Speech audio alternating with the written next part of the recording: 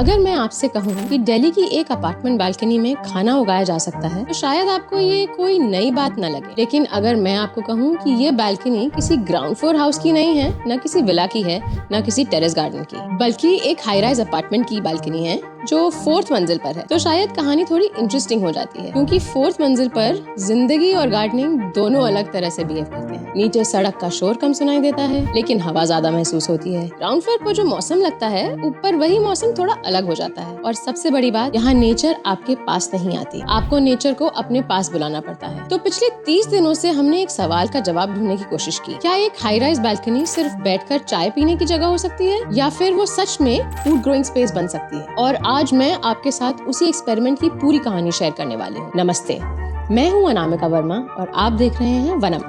आज की वीडियो किसी ट्यूटोरियल से ज्यादा एक डॉक्यूमेंटेड जर्नी है, क्योंकि पिछले 30 दिनों में हमने किसी आइडियल गार्डनिंग सेटअप पर काम नहीं किया। हमने उसी तरह की बालकनी पर काम किया जिस तरह की बालकनी में हजारों लोग रहते हैं। Limited space, apartment living, neighbouring towers, heat reflection, dust और स्ट्रॉन्ग सीजनल चेंजेस। और इन सब के बीच में हमने कोशिश ये समझने की कि क्या बालकनी सिर्फ डेकोरेटिव प्लांट्स के लिए है, या वहाँ सच में कुछ यूजफुल भी ग्रो किया जा सकता है। लेकिन इस चैलेंज की सबसे इंटरेस्टिंग बात वेजिटेबल्स नहीं थी, सबसे इंटरेस्टिंग बात थी बालकनी को समझना, क्योंकि इस एक्सपेरिमेंट ने हमें बालकनी गार्डनिंग के बारे में कुछ ऐसी बातें सिखाई जिनके बारे में ज्यादातर गार्डनिंग वीडियोस बात ही नहीं करते। डे 1 पर हमने कोई सीड नहीं लगाया, क्योंकि इस चैलेंज का पहला लेसन फूड नहीं था, पहला लेसन था स्पेस को पढ़ना। हम अक्सर अपने घर की बालकनी को एक फिक्स्ड स्ट्रक्चर की तरह देखते हैं, लेकिन जब हमने उसे ध्यान से ऑब्जर्व करना शुरू किया तो पता चला कि बालकनी पूरे दिन में कई बार अपना बिहेवियर बदल सकती है। सुबह का एनवायरनमेंट अलग था,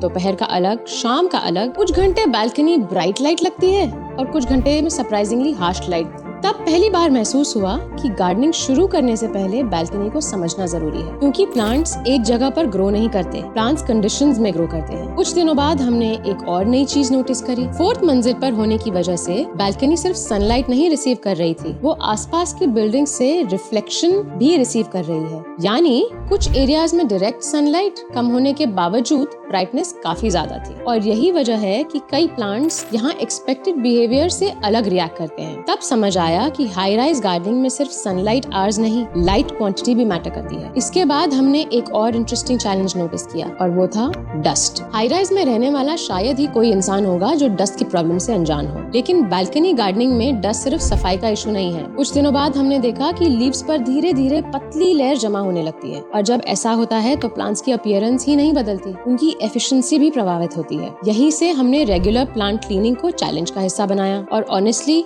ये उन टास्क में से एक था जिसके बारे में हमने शुरुआत से सोचा भी नहीं था। फिर चैलेंज ने एक और अनएक्सपेक्टेड टर्न लिया। हमने नोटिस किया कि बालकनी पर बर्ड्स आने लगे थे, पहले सिर्फ कुछ मिनट के लिए, फिर थोड़ी देर के लिए रुकने लगे, और फिर कुछ रेगुलर विजिटर्स भी दिखाई देने लगे। और ये मोमेंट हमारे लिए काफी सरप्राइजिंग था, क्योंकि शुरुआत फूड ग्रोइंग से हुई थी, लेकिन धीरे धीरे बालकनी एक लिविंग इकोसिस्टम बनने लगा। एक ऐसी जगह जहाँ सिर्फ प्लांट्स नहीं थे, मूवमेंट थी, लाइफ थी, एक्टिविटी थी। और शायद यही अर्बन गार्डनिंग की सबसे अंडररेटेड ब्यूटी है। आप सिर्फ ग्रीनरी नहीं जोड़ते, आप इंटरैक्शंस क्रिएट करते हैं। फिर 15 दिन के आसपास हमने एक और इंटरेस्टिंग बदलाव महसूस किया। हम बालकनी पर पहले से ज्यादा समय बिताने लगे थे, और शायद ये चैलेंज का सबसे बड़ा अनएक्सपेक्टेड आउटकम था, क्योंकि शुरुआत वेजिटेबल्स के लिए हुई थी, लेकिन धीरे धीरे बालकनी एक हैबिट बन गई। सुबह वहाँ जाना, प्लांट्स को देखना, नए पत्ते नोटिस करना, कुछ मिनट बैठना, ये सब डेली रूटीन का हिस्सा बनने लगा। और तब समझ आया कि गार्डनिंग का इम्पैक्ट सिर्फ हार्वेस्ट तक सीमित नहीं होता, कई बार उसका सबसे बड़ा बेनिफिट वेजिटेबल्स नहीं, लाइफस्टाइल होता है। फिर हमने एक और ऑब्जर्वेशन की। हाई राइज अपार्टमेंट्स में अक्सर लोग स्पेस की कमी की बात करते हैं, लेकिन इस चैलेंज में हमने दिखाया कि लिमिटेशन हमेशा स्पेस नहीं होती, कई बार लिमिटेशन इमेजिनेशन की होती है। क्योंकि जिस बालकनी को हम सिर्फ ड्राइंग एरिया या स्टोरेज एरिया समझते हैं, वही बालकनी कुछ प्लानिंग के साथ प्रोडक्टिव भी बन सकती है और ब्यूटीफुल भी। चैलेंज के आखिरी दिनों में जब हमने पीछे मुड़कर देखा तो सबसे इंटरेस्टिंग चीज वेजिटेबल्स नहीं थी, सबसे इंटरेस्टिंग चीज ट्रांसफॉर्मेशन थी। पहला दिन और तीसरा दिन फिजिकली बालकनीज के लिए बहुत अलग नहीं थी, लेकिन उनका फील पूरी तरह बदल चुका था। वहाँ पर्पस आ गया था, वहाँ एंगेजमेंट आ गई थी, वहाँ लाइफ आ गई थी, और शायद यही किसी सक्सेसफुल अर्बन गार्डन की सबसे बड़ी पहचान थी। तो क्या हाई राइज की 4th मंजिल की बालकनी में फूड ग्रो किया जा सकता है? हाँ, लेकिन इस चैलेंज में हमें एक और बात सिखाई। फूड ग्रोइंग सिर्फ वेजिटेबल्स के बारे में नहीं है, ये स्पेस को नए तरीके से देखने के बारे में है। ये कंक्रीट के बीच पॉसिबिलिटीज ढूंढने के बारे में है। ये अपने घर के उस हिस्से को दोबारा डिस्कवर करने के बारे में है जिसे हम सालों से इग्नोर करते आए हैं। और शायद यही वजह है कि ये चैलेंज हमारे लिए सिर्फ गार्डनिंग एक्सपेरिमेंट नहीं था, ये पर्सपेक्टिव एक्सपेरिमेंट था। अब मैं आपसे जानना चाहूंगी, आप किस फ्लोर पे रहते हैं? 4th, 6th, 15? और अगर आपको अपनी बालकनी में सिर्फ एक चीज ग्रो करनी है तो आप क्या ग्रो करेंगे? मैं हूँ अनामिका वर्मा, ये है वनम, और याद रखिए, कई बार सबसे इंटरेस्टिंग गार्डन्स वही बनते हैं जहाँ लोग सोचते हैं कि कुछ भी ग्रो नहीं हो सकता। Happy growing.